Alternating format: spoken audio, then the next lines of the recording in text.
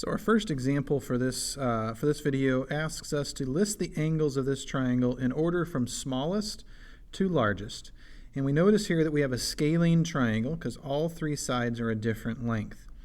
And what we learned is that if I compare two sides of a triangle, then the side that's across from, the angle that's across from the biggest side would be bigger than the angle that's across from the smallest side. So if I compare segment MN, which is 18, and segment MP, which is 10, angle P would have to be bigger than angle N because that side is longer than this side. So angle P is bigger than angle N. And if I compare MP to PN, it would tell me that angle M is bigger than angle N. And so what that really means is if I kind of combine those two ideas, let's go ahead and let's write out what I just said. We said that since MN is bigger than MP, the measure of angle P is bigger than the measure of angle N. And we said since NP is bigger than MP, the measure of angle M is bigger than the measure of angle N. Now if we put all that together, we would see that M is bigger than N, but M is bigger than N as well. Oh, I guess we need to make sure, let's see which is bigger, M or P. So let's go ahead and take a look at that. Angle M is across from a side that's 16. Angle P is across from a side that's 18. So that would tell me that since MN is bigger than NP, the measure of angle P is going to be bigger than the measure of angle M. So now we kind of have it sorted out, right? P is bigger than N, M is bigger than N, but P is bigger than M.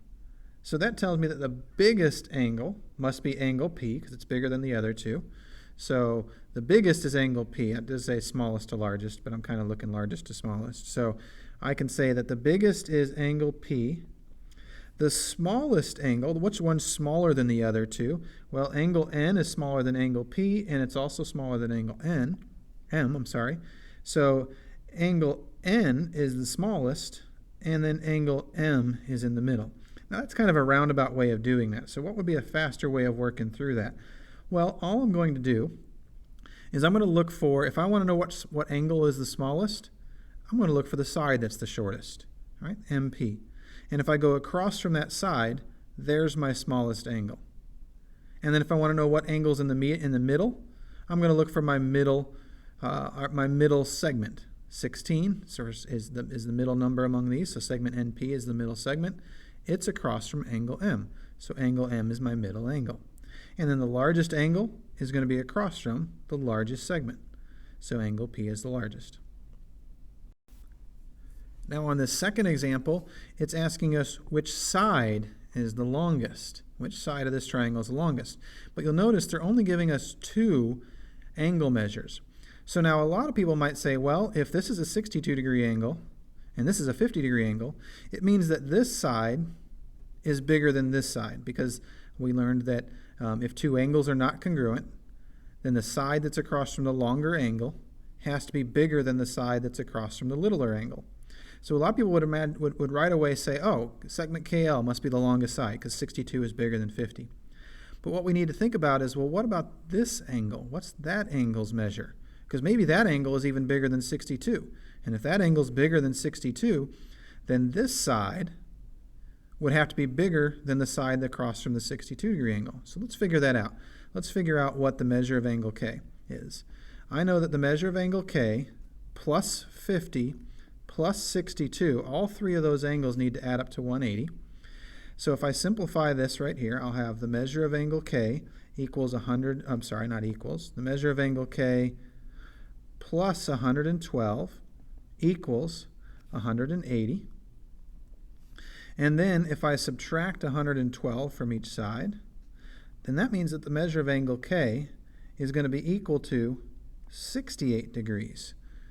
So in fact, angle K is bigger than angle M, which, like I said, means that segment ML is even longer than segment KL. The littlest side is going to be segment KM because it's across from this littlest angle.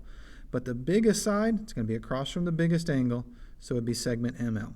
Segment ML is our answer.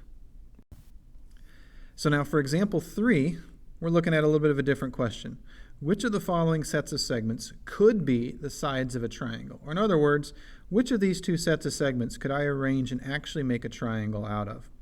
And so for this one, what we're going to do is we're going to investigate each set of segments, and we're going to make sure that the two smallest segments add up to be something bigger than the longest segment, because that's what has to happen in order for segments to be used as the sides of a triangle. If I'm using 3 segments to try and make a triangle, the 2 littlest ones have to add up to something bigger than the third one. Well, 19 plus 18 is only 37. And that is not bigger. It's actually smaller than the 40, right? So in set 1, we're going to say no. Those segments could not make a triangle.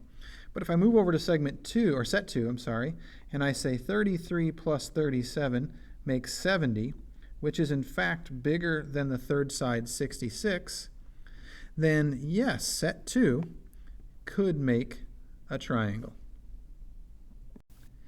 And so now in the last example, we're going to apply that same idea, but apply it a little bit different way. It says we have this triangle that has sides 11 centimeters and 16 centimeters. What are the possible lengths for the third side? All right. So we're going to use the same idea that the 2 smallest sides of a triangle have to combine to make something bigger than the third side. So if I think about this side right here, 16, being the third side of my triangle, then that means this side needs to add to this to be bigger than 16. So that x, right, x needs to be bigger than 5. Anything bigger than 5 would work. 5.1 would be fine, because 5.1 plus 11 would give us 16.1, so we'd be in the clear. So as long as x is bigger than 5, then that would work. We would fit that rule that says that the 2 smaller sides need to be combined to make a value bigger than the third side. Anything bigger than 5 would make that work. But some people just stop there and they forget about the fact of, well, wait a minute. What if this is the big side? What if this is the longest side of my triangle? And if that's the case, then the 11 and the 16 need to add up to be bigger than whatever this is, which means that x also has to be smaller than 27. Now, where did I get that 27? 27 is 11 plus 16, right? If this side is bigger than 27, then the 11 plus the 16 wouldn't be greater than that side, because 11 plus 16 would only give me 27. If this is bigger than 27, then we've kind of broken the rule. So on a problem like this, we have to think about it 2 ways. We have to think about, well, maybe this side's going to be the longest side, in which case this would have to be something bigger than 5, so that when I add it to 11, I get to something bigger than 16. But I also might need to think, well, what if this is the biggest side? In that case, it has to be some value so that 11 plus 16 is still bigger than that. And that's where this second answer comes through. So my answer is x has to be bigger than 5 and x has to be smaller than 27. Or another way that some people will write that is they'll say x in the middle, bigger than 5, but less than 27. And they'll write it that way, which really is saying the same thing as the way I wrote it right there.